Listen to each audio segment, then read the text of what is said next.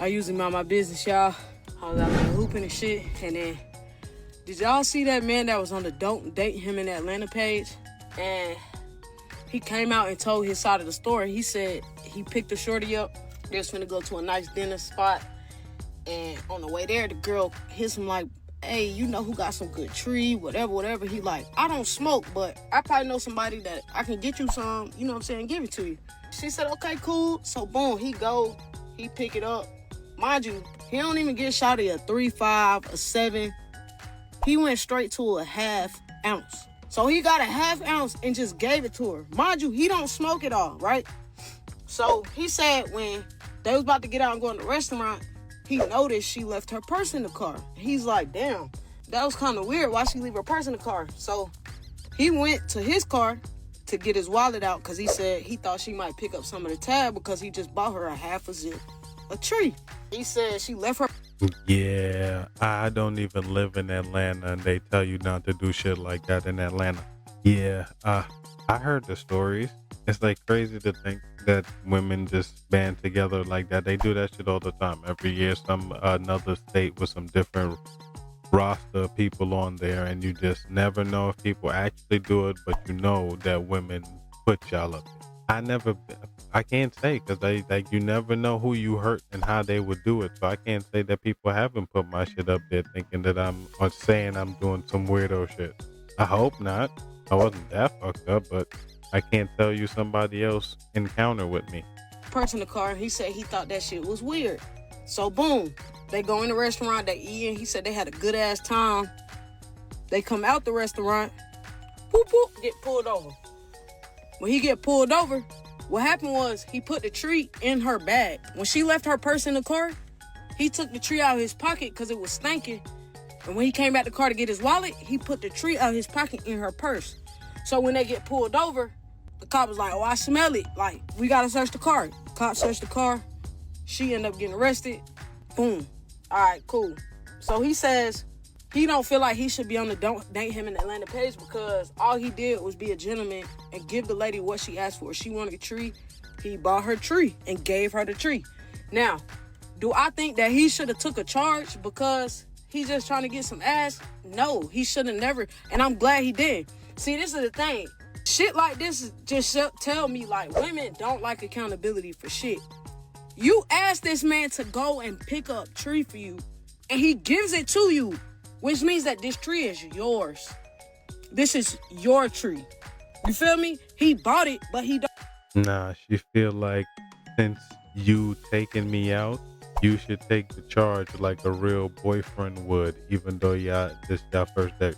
And you already taken so much for asking him to buy something that you're not even going to use in the moment. You're probably going to use after y'all chill.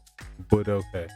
Just say you was broke. Just say you needed some bud and you're only going out to have fun with him to get some bud. And if you have fun, it just makes it better that you got the bud. Don't smoke. He bought it for you. You feel me? So that's your tree. Why the fuck is he supposed to take a charge for a woman that he don't know? And then when they get pulled over, the cops want her name. She got 5 warrants. Guess what? She on the run for fraud, setting people up to get lined up. Yeah. Said he thought he was dealing with a YSL member. I said, Lord have mercy. This man that came from New York thinking he finna get a Southern Belle and then found out about them thug misses. Lady, I don't know what kind of world y'all women live in where y'all think a man's supposed to take a charge after he bought something for you. That is yours. He bought that shit for you. I would have did the same thing. I don't think bro wrong. The fuck? Y'all want a nigga to lose it all for a stealing ass bitch too. They said it been fraudulent. Yeah. Now just think, yo. Think how far that shit went. Think how many people was on there. Not to say that everybody wasn't accurate about what they were saying, but if this is his story and all he did was try to take out and have a good time, how much times have we heard that story?